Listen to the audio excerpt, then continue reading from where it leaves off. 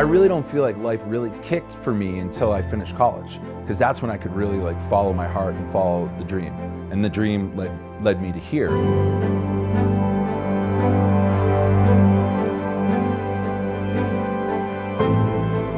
Deep down, I had a feeling that I wasn't doing what I really wanted to do. I have other interests that have come from skiing. Individual well-being really matters, but ultimately it's about community.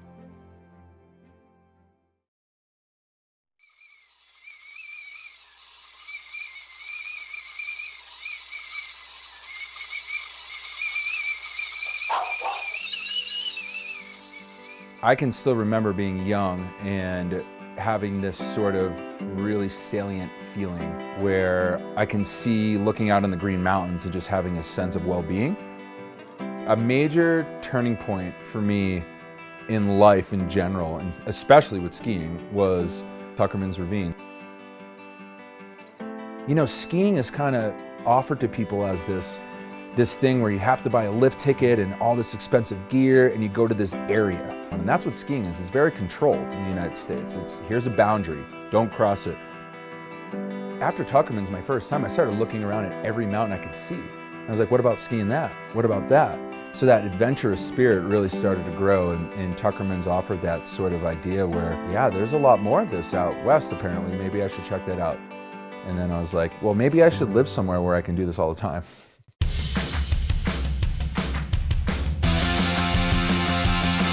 To be perfectly honest, skiing at Squaw Valley, USA blew my mind away. People were just jumping off of everything, styling this, styling that. It was an incredible culture that I really hadn't felt before. And what I found there was passion. And that energy to me, that overflowed into all these other things. I felt like I was being given quite a bit. What do I send back out there? I started to think about, well, I'm gonna ski and I wanna keep skiing, but there's more to it. There's something else out there. I wanted to train myself to be a better advocate for these places. I had heard that there was some conflict about oil, but I didn't know much about it. I wrote a piece for Indigenous Action Media that was called "Why Can't Modern Culture Respect Indigenous Culture?" And out of nowhere, Sarah called me one day, and Sarah James is an elder of the Gwich'in tribe in Arctic Village, Alaska. She said that she read my piece and heard that I was a teacher and that I should bring students to her village.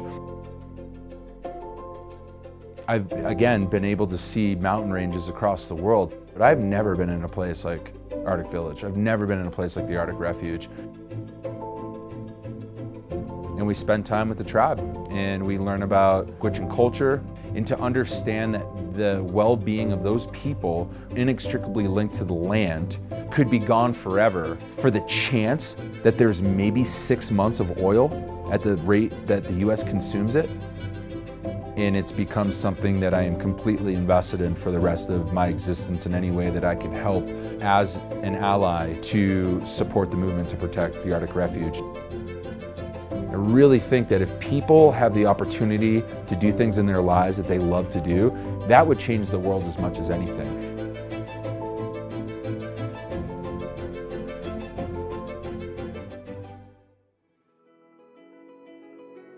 Yeah, there's a lot of messed up things in the world, and that's being very polite about it.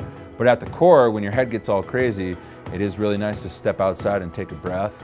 There's nothing like it. There's still, to me, every single day, it's such a gift to like go click in and start skinning up and skiing down.